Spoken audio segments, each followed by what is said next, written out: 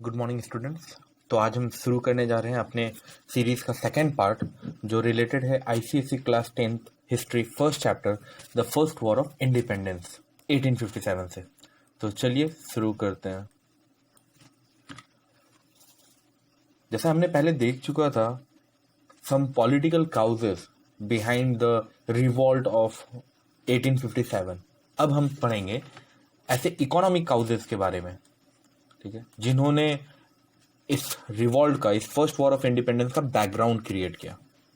ठीक है। Natural consequences of the British rule was the economic exploitation of the country.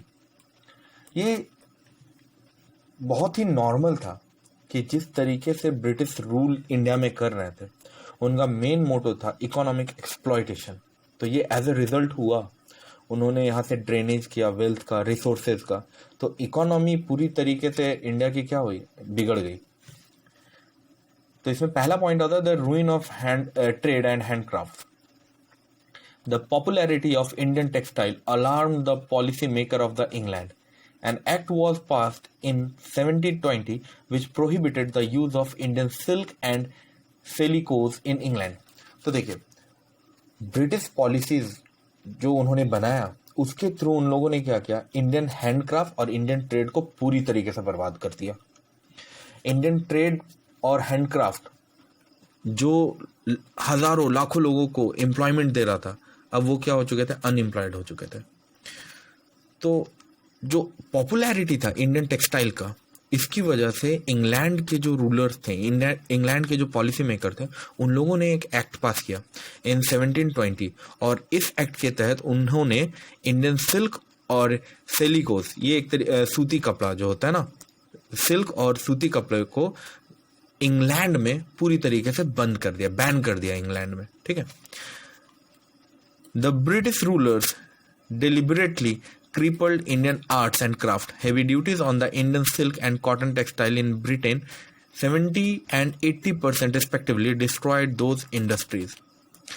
On the other hand, British goods were imported into India at a nominal duty. तो ऐसा उन्होंने क्यों किया? ऐसा वो चाहते थे कि अगर इंडियन टेक्सटाइल का मार्केट इंग्लैंड में बहुत अच्छे से जम जाएगा तो इंग्लैंड की अपनी होम इंडस्ट्री क्या होगी, वो बिगड़ जाएगी, वो उतने अच्छे से डेवलप नहीं कर पाएगी। तो इसके लिए बहुत इंपॉर्टेंट है कि जो हम लोग इंपोर्ट हो रहा है, जो इंडिया से सामान आ रहा है सिल्क का या कॉटन का, उसको पहले क्लोज करो।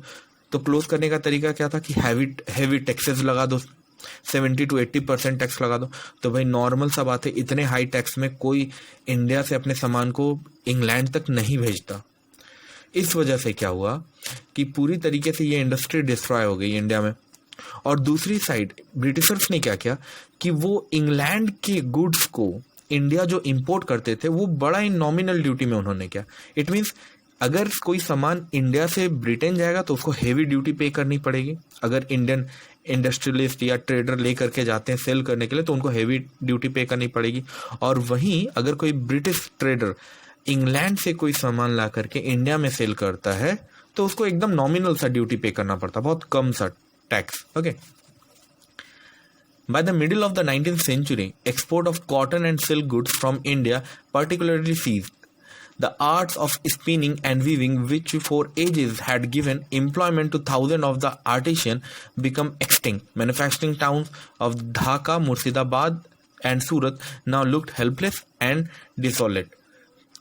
तो middle of the 19th century तक इंडिया में लोग बेसिकली जो वर्क में लगे हुए थे, अब छोटे छोटे इंडस्ट्री में, जो जिसे हम कॉटेज इंडस्ट्री कहते हैं, जहाँ सिल्क प्रोडक्शन, कॉटन का कपड़े बनाने की जो वो घर पे हो छोटे छोटे लेवल में जो वो बनाते थे, अब वो पूरी तरीके से क्या हो चुकी थी, खत्म हो चुकी थी। क्योंकि मार्केट में इंडियन प्रोडक्ट्स से बहुत सस्ते दामों में ब्रिटिश अपने प्रोडक्ट को सेल कर रहे थे। और इस वर्क में लगे हुए जो वीविंग था और स्पाइनिंग का जो वर्क था, इसमें जो बहुत सारे लोग, थाउजेंड ऑफ लोग, आर्टिशन लोग जो लगे हुए थे, भाई अब वो अनएम्प्लॉयड हो चुके थे। और देखा जाए तो मैन्युफैक्चरिंग टाउन जैसे ढाका, मुर्शिदाबाद, सूरत, बेसिकली ये सब क्या थे, कॉटन और सिल्क के लिए बहुत पॉपुलर थे। तो वो अब बिल्कुल हेल्पलेस हो चुके थे और पूरा वीरान हो चुका था वो। क्यों? क्योंकि वहाँ पे मार्केट अब था ही नहीं। उनका मार्केट खत्म हो चुका था। नेक्स्ट है इम्पोवरिशमेंट ऑफ द कल्टिवेटर्स। जो किसान है उनकी स्थिति इतनी बुरी हो चुकी थी, वो बुरी तरीके से उनके पास ना तो कुछ बचा नहीं था, उनके पास ना तो उनकी जमीन बची थी, ना ही वो कर्ज में बहुत ज्यादा डूब गए थे। ठीक है, द जमींदार्स और landlord had so far been only revenue collectors. They could keep a certain percentage of what they received from the peasantry. But the permanent settlement of 1793 made zamindars the absolute owners of their estates. They had the power to eject the cultivators from non-payment of the dues. देखिए 1793 में permanent settlement जो कि Lord Cornwallis ने लेकर के आया था, इससे पहले तक जमींदार या लैंडलॉर्ड क्या करते थे, वो एज अ सिर्फ रेवेन्यू कलेक्टर थे। ठीक है, वो रेवेन्यू कलेक्ट करते थे किसानों से और उसका एक फिक्स पार्ट ब्रिटिश गवर्नमेंट को देते थे। उनका इतना ही वर्क था, टैक्स लेना और पे करना और अपना कुछ कमीशन रख लेना। लेकिन जब 1793 में कॉर्नवालिस ने एक सेटलमेंट लाया, रेवेन्यू सेटलमेंट, जिसका नाम था परमानेंट सेटलमेंट। आपको ये डेट याद रखना पड़ेगा कि 1793 में परमानेंट सेटलमेंट आई थी।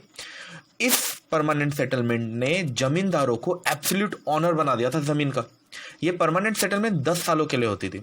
दरअसल इस परमानेंट सेटलमेंट में होता क्या था, ब्रिटिश गवर्नमेंट ऑक्शन के थ्रू लैंड को सेल करती थी, एज अ कॉन्ट्रैक्ट में देती थी। 10 साल का कॉन्ट्रैक्ट होता था, जमींदार 10 साल के लिए कॉन्ट्रैक्ट में वो जमीन ले लिया। अब ब्रिटिश गवर्नमेंट को हर बार उसे एक फिक्स परसेंटेज में इंटरेस्ट देना होगा, रेवेन्यू देना होगा। और ये जो रेट ऑफ रेवेन्यू है, ये कुछ ऐसे फिक्स किया जाता था कि 89%, ऑलमोस्ट 89% ब्रिटिश गवर्नमेंट को मिलता और 11% उस लैंड लॉर्ड को मिलता या उस जमींदार को मिलता। ठीक है, और इस परमानेंट सेटलमेंट ने जमींदारों को इतना ज्यादा पावरफुल बना दिया कि वो जब चाहे कल्टीवेटर्स को क्या कर सकते थे, जमीन से हटा सकते थे, अगर वो अपने पेमेंट को पे नहीं कर पाए, पेमेंट नहीं दे पाए। और इसमें कुछ कंडीशन भी थे। इसमें एक सनसेट लॉ भी था कि अगर जमींदार फिक्स डेट के पहले तक, है ना, फिक्स डेट के इवनिंग में, लाइक सनसेट होने से पहले तक अगर उसने रेवेन्यू पे नहीं किया ब्रिटिश गवर्नमेंट को, तो जो कॉन्ट्रैक्ट उसको दिया गया था उस जमींदार को, वो उसे छीन लिया जाता और भाई किसी और को दे दिया जाता। ठीक है, तो ये permanent settlement.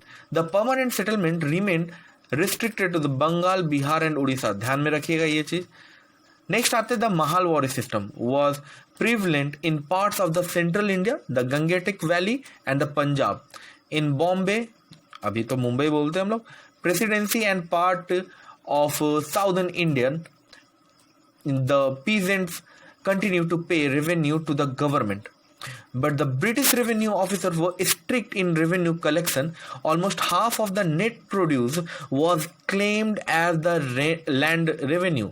Unable to pay land revenue, the farmer would derive more and more borrow from the money lender. अब ये एक दूसरी रेवेन्यू सिस्टम थी जिसका नाम था परमानेंट सेटलमेंट, जिसका नाम था महालवारी सेटलमेंट, है ना, महालवारी सिस्टम। अब ये महालवारी सिस्टम का मतलब क्या होता है? महाल का मतलब होता है विलेजेस।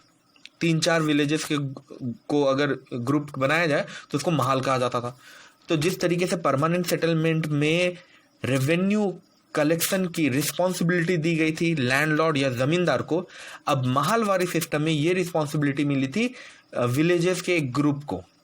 ठीक है, विलेज का एक ग्रुप बनता था, एक कमेटी बनती थी विलेज की, और उनको ये रिस्पॉन्सिबिलिटी दी गई थी कि आप टैक्स कलेक्ट करोगे और आप पे करोगे गवर्नमेंट ऑफ ब्रिटिश गवर्नमेंट को। ठीक है, अब ये किधर किधर इंप्लीमेंट किया गया था? Central India, Gangetic plain, Punjab, इन सब जगहों पे। ठीक है, इसके अलावा साउदर्न पार्ट में भी थे। अब देखिए इसमें क्या था, ब्रिटिश गवर्नमेंट अपने रेवेन्यू को लेकर के बड़ी स्ट्रिक्ट थी। मतलब चाहे प्रोडक्शन हो या ना हो, आपको रेवेन्यू पे करना है तो करना है। Approx half of the net produce, जो भी आपने कल्टीवेट किया, जो भी आपने प्रोड्यूस किया, उसका ऑलमोस्ट हाफ आपको एज अ लैंड रेवेन्यू पे करना पड़ता था। अब सपोज किसी साल अगर बारिश नहीं हुई, कल्टीवेशन अच्छा नहीं हुआ, तो किसान कहाँ से पे करेंगे? तो उस चीज के लिए उनको क्या करना पड़ता था, ज्यादा से ज्यादा मनी लेंडर से पैसे लेने पड़ते थे। तो इस तरीके से आप समझिए एक्सप्लॉयटेशन दो लेवल में हो रहा था, एक मनी लेंडर्स कर रहे थे और दूसरा ब्रिटिश गवर्नमेंट कर रही थी इंडियंस का, फार्मर का। नेक्स्ट है India reduced to an agriculture colony of the Britishers. India को एग्रीकल्चर कॉलोनी के फॉर्म में कन्वर्ट करने की कोशिश की ब्रिटिशर्स ने, उसको जहां तक हो सके एग्रीकल्चर तक ही लिमिटेड रखने की कोशिश की। Bihar, Bengal and Awadh emerged as major producer of the export crops such as jute, opium and indigo। Bihar, Bengal और अवध ये ऐसे मेजर प्रोड्यूसर बने किस चीज का, तो jute, opium and Indigo. Opium अफीम को कहते हैं और इंडिगो आपको पता हो एक नेचुरल डाई की तरह वर्क होता है। और इंडियन इंडिगो का काफी डिमांड था उस टाइम में, ब्रिटेन में, लंदन में, ठीक है। तो ब्रिटिशर्स इंडियन इंडिगो, ओपियम और जूट का इंपोर्ट करते थे, किधर से, इंडिया से। और बिहार, बंगाल और अवध को एज अ प्रोड्यूसर स्टेट उन लोगों ने क्या किया, बनाया।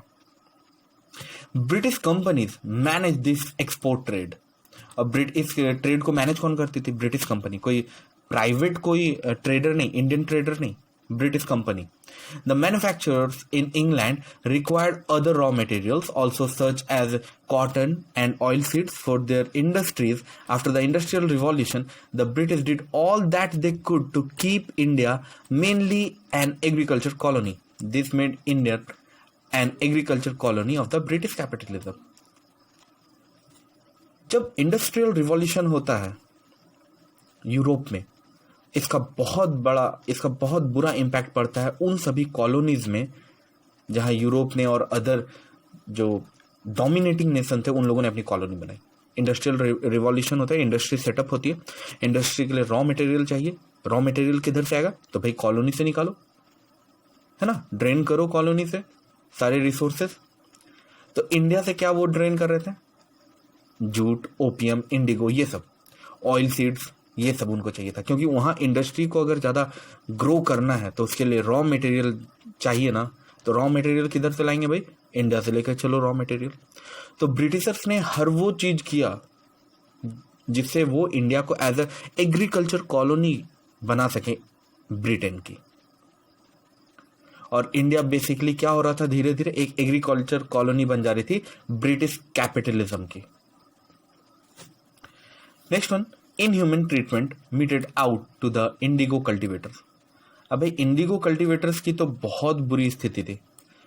दीनबंधु मित्रा एक बंगाली राइटर थे, उन्होंने एक बंगाली प्ले में जिसका नाम था नील दर्पण, उसमें उन्होंने उस सिचुएशन के बारे में बताया जो इंडिगो कल्टिवेटर जो होते थे उनकी उस बुरी सिचुएशन को उन्होंने क्या क्या डिस्कवर किया कि किस तरीके से वो लोग इनह्यूमन ट्रीटमेंट के शिकार हो रहे थे, ब्रिटिशर्स उनके साथ किस तरीके से ट्रीट कर रहे थे उन्हें, ठीक है, मतलब जानवरों जैसा सलूक करते थे वो इंडियंस के साथ। In 1833 the Englishman were permitted to acquire land and settle down as planter in India. अब देखिए भाई, अब क्या हो रहा था, वो एज अ प्लांटर 1833 में एक परमिट उनको मिला इंग्लिशमैन को, यूरोप से कोई भी आओ भाई इधर, है ना, इंडिया आओ, अगर तुम कोई जमीन खरीद लेते हो, छीन लेते हो, हड़प लेते हो, जैसे भी हो, अगर तुम्हारे पास जमीन है तुम एज ए प्लांटर इधर बस सकते हो, इंडिया में ही बस जाओ। Okay, so the peasants were forced to cultivate indigo and nothing else in the fields chosen by the English planter. अब इंग्लिश प्लांटर जो यूरोप से आए थे बेसिकली, उन लोगों ने इंडियन कल्टिवेटर्स को क्या क्या फोर्स किया कि भाई तुम्हें अपने खेत में इंडिगो लगाना है तो लगाना है, इंडिगो के अलावा कुछ और नहीं लगाना है। और इंडिगो लगाने में बड़ा प्रॉब्लम था, एक तो इरिगेशन बहुत ज़्यादा, उसमें पानी की जरूरत थी, और ये सॉइल की फर्टिलिटी को बहुत ज़्यादा एब्जॉर्ब कर लेते थे। अगर किसी सेम पीस ऑफ लैंड में अगर आप बार बार इंडिगो का कल्टीवेट करोगे तो फर्टिलिटी पूरी तरीके से खत्म हो जाती थी, ठीक है। अब इंडिगो आप लगाने के लिए फोर्स कर रहे हो, है ना, इंडिगो खरीदने वाले कौन, ब्रिटिशर्स। इसका रेट कौन फिक्स कर रहे थे, ब्रिटिशर्स। मतलब घूम फिर करके एक्सप्लॉयटेशन का तो हद ही पार था, वो लोग मतलब एकदम एक्सट्रीम लेवल में जा करके क्या कर रहे थे, इंडियंस को बड़ा बुरी तरीके से एक्सप्लॉइट कर रहे थे, ठीक है। There crops were weren't only destroyed by the planters, their houses burned and their cattle carried off as plunder. अब अगर कोई मना करे भाई, उस टाइम अगर किसी ने मना किया, प्लांटर्स ने मना किया, तो भाई जला दो घर इनका, इनके कैटल्स ले जाओ, लूट लो, मारो इनको, ये सब कुछ होता था। इनह्यूमन ट्रीटमेंट, इंडियन कल्टीवेटर्स की बहुत बुरी हालत थी उस टाइम। नेक्स्ट पॉइंट है annexation of rent free land and states. तो अब ये क्या कर रहे थे, ये annexation of rent free land, जो पहले जिनमें रेंट नहीं लगता था उनको इन्होंने हड़पा, और ये जो स्टेट्स थे जमीन इनको, ठीक है। In 1852, an Inam Commission was appointed to inquire into the title deeds of the owners of the large state. ध्यान में रखिएगा ये कमीशन के बारे में, ठीक है, इनाम कमीशन। 1852 में ये कमीशन को स्टैब्लिश किया गया। इसका मेन मोटो था कि भाई जरा तहकीकात करो तो कि जो इतने लार्ज स्टेट के लैंड लॉर्ड्स हैं जो इसे खुद का बता रहे हैं, क्या ये उनका है या नहीं, डॉक्यूमेंट चेक करिए जरा इनका, ठीक है। मेन मोटिव था डॉक्यूमेंट चेक करो भाई इनका, इनके डीड्स चेक करो। जो ऑनर बन बैठे हैं ये लोग, जो जमींदार बताते हैं कि हम हैं यहाँ के मालिक, इतना ज़मीन मेरे पास है, ये 100 एकड़ मेरा है, जरा चेक करिए तो डॉक्यूमेंट ये इन्हीं का है या नहीं। Many landlord pleaded that they could not produce their title deeds on account of that passage of time. तो भाई अब तो प्रॉब्लम हो गई बहुत सारे लैंडलॉर्ड्स के लिए।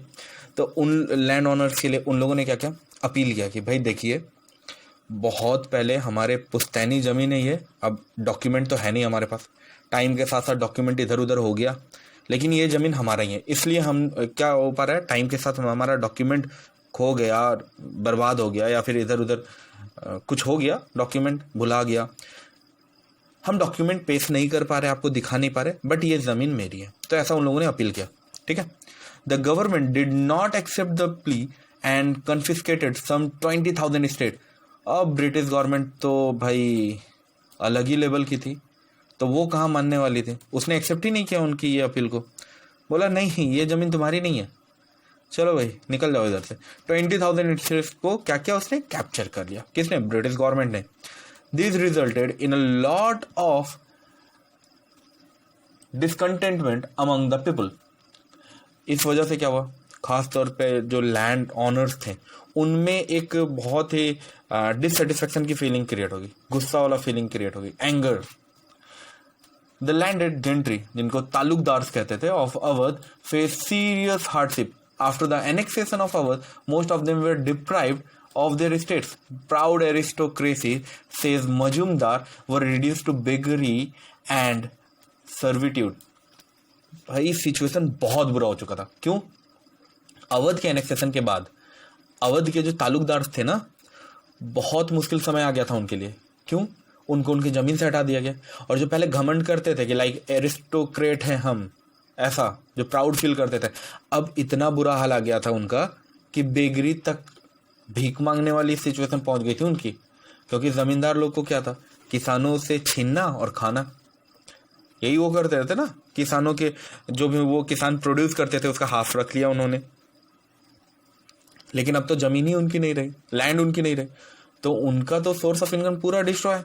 Okay, next one, loss of livelihood. Millions of artisans and craftsmen who lost their job had no alternative source of income. Introduction of the Western education meant that the Pandit and the Maulvis imparting Oriental education would also become jobless in days to come. अब देखिए क्या हो रहा था, बहुत सारे लोगों का जो जीने के लिए वो करते थे, आर्टिस्ट थे, आर्टिशियन, क्राफ्ट्समैन, वो उनके हाथों से निकल गया। अब उनके पास कुछ अल्टरनेटिव सोर्स है नहीं। जिनको जो टेक्सटाइल इंडस्ट्री में वर्क करते थे, कॉटेज इंडस्ट्री में, सिल्क प्रोडक्शन के इंडस्ट्री में, अब जब वो इंडस्ट्री ही बंद हो गई तो वो आर्टिस्ट किधर जाएंगे, वो क्राफ्ट्समैन किधर जाएंगे? गवर्नमेंट ने उनके लिए कोई अल्टरनेटिव सोर्स तो सोचा ही नहीं था इनकम का, तो उनके पास इनकम का कोई अल्टरनेटिव सोर्स नहीं था। यहाँ तक कि पंडित और मौलवीज लोग को भी प्रॉब्लम हो गई थी, क्योंकि भाई पंडित तो कहते थे कि संस्कृत तो बस उन्हीं को आता है और वही पढ़ा रहे हैं, ठीक है। तो लेकिन अब जब वेस्टर्न एजुकेशन का इंट्रोडक्शन होता है इंडिया में, और जिस तरीके से पंडित और मौलवीज को लगने लगा कि हमारा ओरिएंटल एजुकेशन सिस्टम जो है वो धीरे धीरे डिस्ट्रॉय होगा, और आने वाले टाइम में इंग्लिश एजुकेशन का प्रमोशन होने के कारण हमारी नौकरी भी गई। Annexation of the Indian states meant loss of livelihood for thousands of the native troops. During the War of 1857, the sepoys of Awadh wrought havoc and added greatly to the difficulties of the British. मैंने बताया था annexation of Awadh बड़ा important सा था। तो जब annexation हुआ जगह का, लोगों की जमीन को छीना गया, लोगों की लाइवलीहुड है ना उनसे छिन गई। यही कारण था कि 1857 में सिपाहीज ऑफ अवध के जो सिपाही थे उन लोगों ने इस तरीके से पूरे जोश के साथ 1857 के रिवॉल्ट में अगेंस्ट ब्रिटिशर्स पार्ट लिया, और ब्रिटिशर्स के लिए बहुत डिफिकल्टीज उन लोगों ने क्या की, क्रिएट कर दी। नेक्स्ट वन है big famine. Life was hard even in the years of normal crops. When famine came people had to dispose of their land, cattle and the household good to procure food. देखिए अब क्या था कि normal year में भी जब crops का production होता था तो भी किसानों की जिंदगी बहुत ज़्यादा इजी नहीं थी, बहुत हार्ड थी, ठीक है, जब नॉर्मल ईयर में जब उनका प्रोडक्शन होता था। लेकिन सोचिए जब फेमिन्स आते थे, ठीक है, तो इसकी वजह से क्या होता था कि किसानों की जिंदगी इतनी बुरी हो जाती थी उस टाइम में कि उनको अपने घर बेचने पड़ते थे, अपनी जमीन बेचनी पड़ती थी, अपने कैटल्स को बेचना पड़ता था, घर के सामानों को बेचना पड़ता था, ताकि 2 वक्त की रोटी वो मैनेज कर पाए, ठीक है। और गवर्नमेंट तो भाई उसको तो कोई रोल प्ले नहीं करना था, गवर्नमेंट को कोई मतलब नहीं था ना कि किसानों की जिंदगी कैसी है। There were instances of mothers sailing away with their children for a few days food.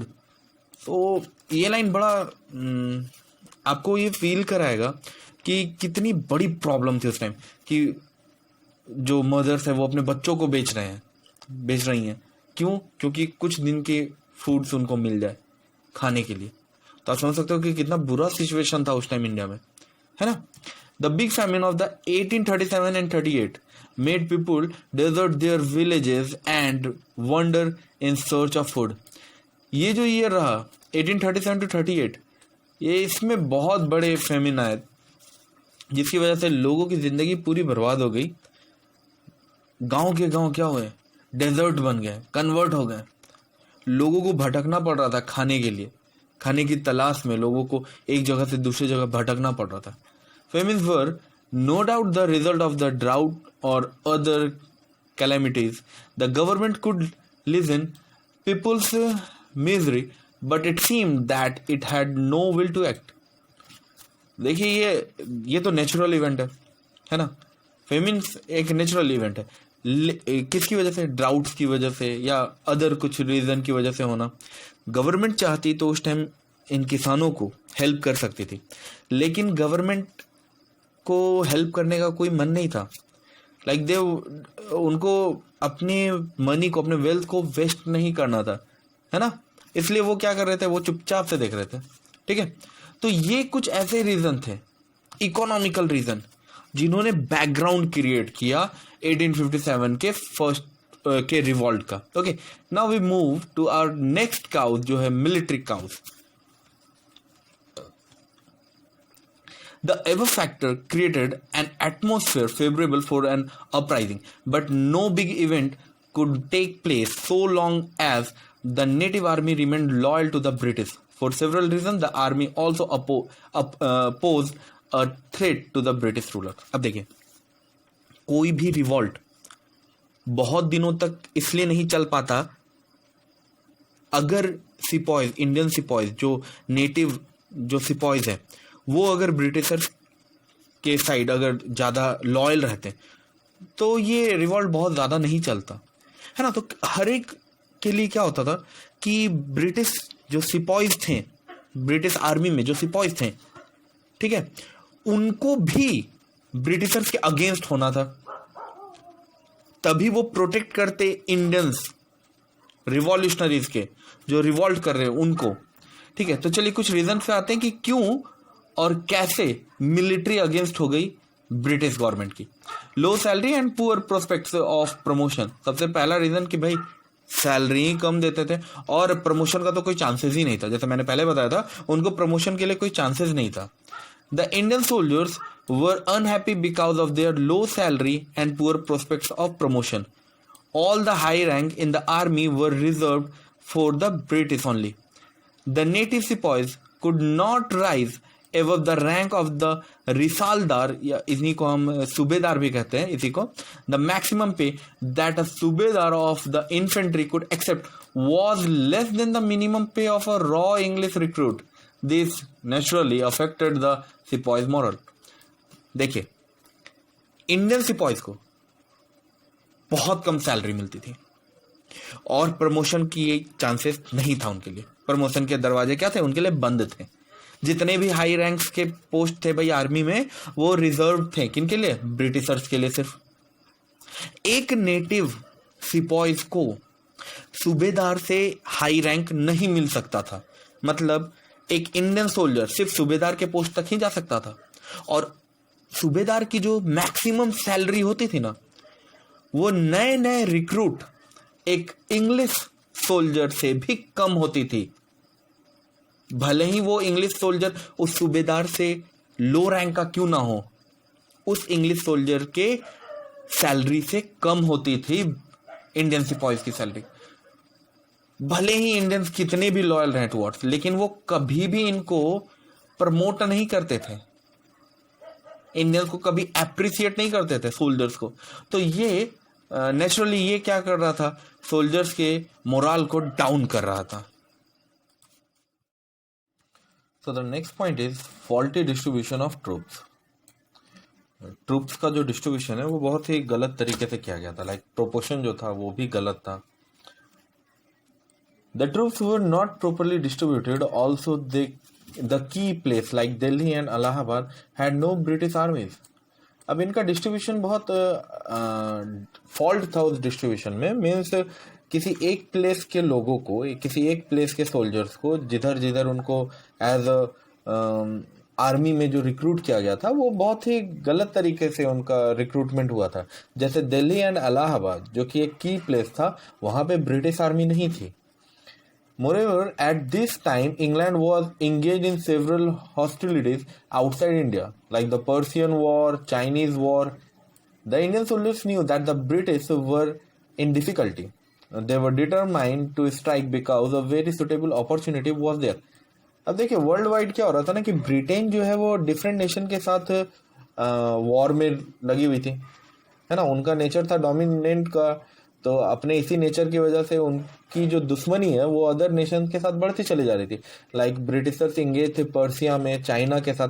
तो इंडियन सोल्जर्स को ऐसा लगा कि ये एक बहुत अच्छा मौका है, like it's a suitable opportunity to fight against the British army, क्योंकि ब्रिटिश आर्मी तो इंगेज है वहाँ, है ना। तो उनके अगेंस्ट में फाइट करना ये ज़्यादा ईजी होगा, सुटेबल मूवमेंट है। The third one, disproportion between the Indians and the British troop. अब क्या था कि सिंस आपको ऐसा पता होगा कि इंडिया में इंडियन सोल्जर्स ज़्यादा थे, ब्रिटिश ईस्ट इंडिया कंपनी के जो भी मिलिट्री थी, आर्मी थी, उसमें इंडियन सोल्जर्स ज़्यादा थे। तो इनका प्रोपोर्शन जो था ना वो बड़ा ही गलत तरीके से था। When Dalhousie left India, India's company troops consisted 2,33,000 Indians and 45,322 British soldiers. जब डलहौजी इंडिया छोड़ता है उस वक्त अप्रॉक्स 2,33,000 जो ट्रूप्स था, आर्मी का जो सोल्जर्स का जो नंबर था, वो 2,33,000 क्या थे, उसमें इंडियन सोल्जर्स थे, और 45,322 ब्रिटिश सोल्जर्स थे। तो आप देख सकते हो कि British soldier as comparative to Indian soldiers वो 1/4 से भी कम थे। Dalhousie had written to home authorities that more British soldiers should be drafted in the army. अब डलहौजी को इस बात का बहुत बड़ा टेंशन था कि अगर कल को इंडियन सोल्जर्स ने रिवॉल्ट कर दिया तो भाई हमारे पास तो बहुत ही कम सोल्जर हैं, हम उनको कैसे टैकल करें, कैसे हैंडल करेंगे। इसलिए डलहौजी ने अपने होम अथॉरिटी को कहा कि भाई ज़्यादा से ज़्यादा ब्रिटिश सोल्जर भेजो ताकि ये प्रोपोर्शन बैलेंस रहे, इनके बीच में जो ये जो अनबैलेंस हो चुका है ना डिस्ट्रीब्यूशन, इसको बैलेंस करने के लिए हमें ज़्यादा से ज़्यादा ब्रिटिश सोल्जर्स को रिक्रूट करना होगा. He failed to achieve what he intended. This gave courage to the Indian soldier to take up arms against the English. लेकिन वो ऐसा नहीं कर पाया, वो फेल हो गया अपने इस कोशिश में. और ये एक मौका मिला इंडियन सोल्जर को ये सोचने के लिए कि भाई हम नंबर में बहुत ज़्यादा हैं ब्रिटिश सोल्जर से, है ना. तो एक अपॉर्चुनिटी उनको मिल रही थी. So next point is social distance between British officers and Indian soldiers. तो एक सोशल डिस्टेंस हो चुका था, एक डिस्टेंस बन चुकी थी ब्रिटिश ऑफिसर्स और इंडियन सोल्जर्स के बीच में. चलिए देखते हैं कैसे. The officers treated their soldiers like menial servants. अब ये ऑफिसर्स कौन थे? ब्रिटिश ऑफिसर्स जो होते हैं वो अपने इंडियन सोल्जर्स को कैसे ट्रीट करते थे? बहुत ही मतलब लो कैटेगरी के servant type. Okay. The soldiers, on the other hand, were experienced men who had conquered for their master kingdom after kingdom. They had conquered Punjab for the British only a few years ago, that is in 1848. तो Indians क्या थे? देखिए, एक हाथ से ताली कभी बजती नहीं है, ठीक है. इंडियंस एक साइड क्या कर रहे थे? एक के बाद एक किंगडम को जीत करके किसको दे रहे थे? अपने मास्टर, इट मीन्स ब्रिटिशर्स को. उन्होंने पंजाब को रिसेंटली ही 1848 में जीत करके दिया ब्रिटिशर्स को. और दूसरे साइड ब्रिटिशर्स क्या कर रहे थे कि इनको ट्रीट कर रहे थे एज अ सर्वेंट, बहुत ही लो कैटेगरी के सर्वेंट के टाइप ट्रीट कर रहे थे. तो भाई एक हाथ से ताली नहीं बजती, वही यहां हो रहा था. आप रिस्पेक्ट ही नहीं कर रहे अपने सोल्जर्स को तो कैसे होगा? वो रिवॉल्ट तो करेंगे ना. The feeling of the sepoys can be known from the proclamation issued during the Great Revolt. One of the proclamations said, "What has been the return for the blood that we said only that the Britishers spoiled our people and degraded our prince." तो इनको ये feel होने लग गया, Indian soldiers को ये feel होने लग गया कि भाई ब्रिटिशर्स क्या कर रहे हैं, हमारे साथ बहुत बुरा कर रहे हैं, क्योंकि हम अपना खून पसीना इनके लिए बहा रहे हैं, है ना, ब्लड बहा रहे वो, और इसके बदले में वो क्या कर रहे हैं? स्पॉइल कर रहे हैं हमारे लोगों को, हमारे एरियाज को एनेक्स कर रहे हैं, हमारे किंग को, हमारे प्रिंस को क्या कर रहे हैं? वो डिग्रेड कर रहे हैं. तो ये फीलिंग एक क्रिएट हो रहा था ब्रिटिश के अगेंस्ट, एक सोशल डिस्टेंस बन चुका था. Next one, discontent and disaffection in the Bengal army. चलिए इसमें देखते हैं. The name Bengal army was a misnomer because Bengal had nothing to do with the personnel of the army. देखिए, एक तरीके का ये मिसअंडरस्टैंडिंग है.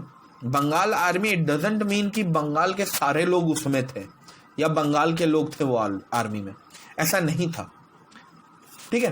क्योंकि बंगाल आर्मी में जो सिपॉइज थे, जो हाई रैंक में थे, या जो हाई रैंक तो नहीं, क्योंकि ब्रिटिशर्स तो कभी मौका देते नहीं थे भाई कि हाई रैंक में पहुंचो. बंगाल आर्मी में जो भी सिपॉइज थे, है ना, वो बेसिकली कहाँ से बिलोंग करते थे? हाई कास्ट हिंदू, ब्राह्मण या राजपूत थे, और वो अवध से बिलोंग करते थे, ठीक है. During Anglo Afghan war 1839 to 1842 they had to cross the Sindhu and go outside India. हुआ क्या कि एंग्लो अफगान वॉर में बंगाल आर्मी के लोगों को सिंधु रिवर जो है क्रॉस करके जाना पड़ा आउटसाइड ऑफ इंडिया, ठीक है. They very much dislike it because they thought that sea voyage was forbidden by their religion. In 1844, some Bengal regiment refused to serve in Sindh till extra allowance were given to them. अब देखिए, एक concept चाहिए, आप कह सकते हैं कि ये सुपरस्टिशन था कि आपको सी क्रॉस करके जाना नहीं है, ठीक है. अब इसके पीछे रीजन क्या था? क्योंकि हिंदू रिलीजन में समुद्र को, या सी आप कहिए, सी को एज गॉड का एक रूप माना गया, समुद्र देवता टाइप, है ना, उनको ईश्वर का एक रूप माना गया.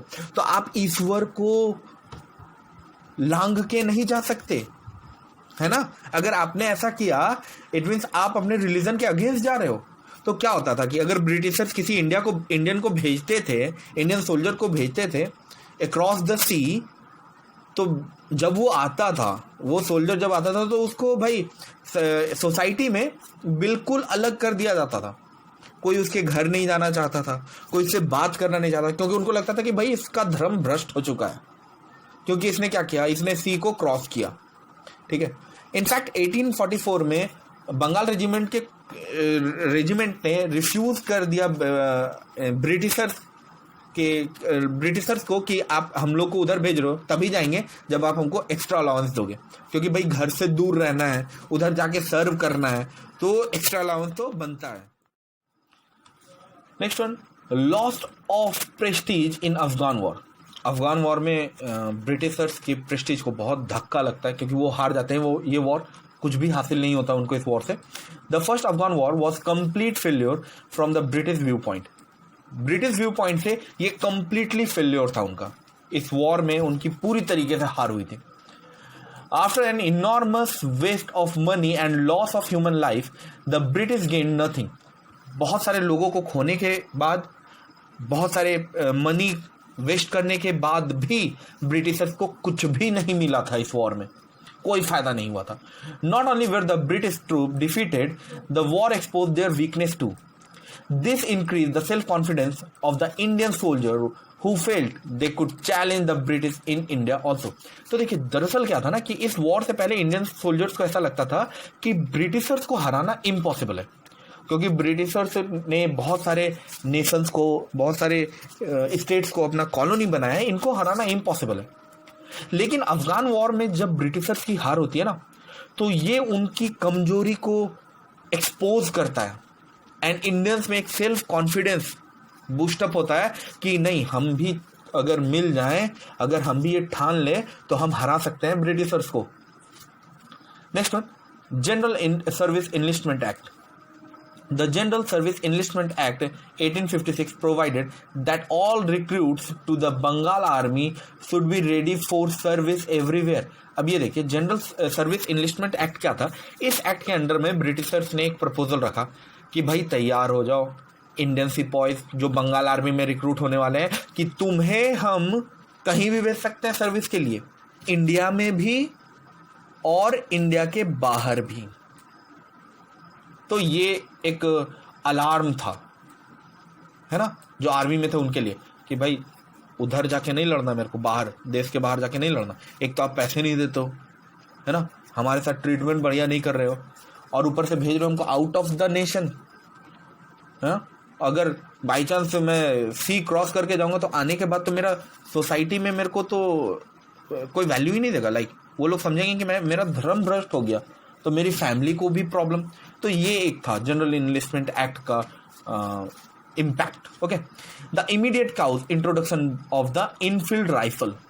और ये इमीडिएट काउज, ये एक स्पार्क की तरह काम करता है, जो लोगों के मन में था ना बहुत लंबे टाइम से, जो गुस्सा था लोगों को ब्रिटिश गवर्नमेंट के अगेंस्ट, मिलिट्री को था, इकोनॉमिक वेज की वजह से था, सोशल वेज फैक्टर की वजह से था, उन सभी कारणों को एक स्पार्क की जरूरत थी। और वो स्पार्क किसने दिया? वो इस इमीडिएट काउज ने उन सारे फैक्टर्स को स्पार्क दिया। चलिए देखते हैं ये इमीडिएट काउज क्या था। और इसी इमीडिएट काउज पे Mangal Pandey, the rising of Mangal Pandey, एक मूवी बनी है, आप देख सकते हैं वो मूवी, आमिर खान है उसमें। The immediate cause of the War of the Independence was the introduction of the infield rifle in place of an old iron-made bees guns. The cartridge to be used for the infield rifle were greased with the fat of cows and pigs. The cows, as known, is sacred for the Hindus, and the Muslims consider pig as unclean. The information about the grease cartridge spread like wildfire. The whole Bengal army was seized with panic. अब देखिए ये immediate cause क्या था। तो भाई इस तरीके का एक राइफल हुआ करता था जिसे कहते थे इनफील्ड राइफल। दरअसल इनफील्ड लंदन के पास एक प्लेस था जहां पे ब्रिटिश ऑर्डिनेंस फैक्ट्री में ये राइफल बनती थी।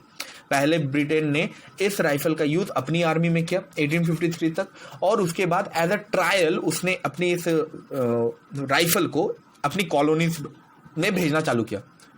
तो उसी दौरान इंडिया में भी वो राइफल आती। अब दरअसल एक र्यूमर आया, वो र्यूमर ये था, र्यूमर लोग इसको बहुत ही ज़्यादा सीरियसली उन्होंने लिया, और ये बात सच भी थी कई हद तक, कि ये देख रहे हैं आप, ये बुलेट है, ओके। अब यहाँ पे वो बुलेट है, ये जो छोटा सा केस है ये बुलेट है, और इस पूरे बुलेट को कवर किया गया था एक पेपर केस से, ठीक है, पेपर से ये कवर था। एक्चुअल में इसमें काव और पिग के फैट का एक लेयर लगा हुआ था। अब ये क्यों था? ये इसलिए था ताकि इस जो गन पाउडर है ना अंदर में, उसको क्या कर सके, ये प्रोटेक्ट कर सके, क्योंकि उसको डिफरेंट इन्वायरमेंटल कंडीशन से होते हुए इंडिया पहुंचना था ना, तो उसको प्रोटेक्ट करने के लिए क्या था कि इसके बाहर में एक जो इसका केस था, वो उस पे पिग और काऊ की फैट का क्या किया गया था, ग्रीस किया गया था, लेयर लगाया गया था, और ये गन पाउडर है। अब सोल्जर्स को क्या करना पड़ता था? सोल्जर्स को सबसे पहले इस पेपर के केस को काटना पड़ता था, मुंह से काट करके उनको फेंकना पड़ता था, और उसके बाद ये इस सेकंड डायग्राम में आप देख रहे होगे कि गन पाउडर को उसको पहले क्या करना पड़ता, फिल करना पड़ता था। आफ्टर देन बुलेट भी उसके अंदर जाती, फिर एक लॉन्ग स्टिक से उसको क्या करना पड़ता, पुश करना पड़ता था अंदर की तरफ, तब वो गन फायर होती।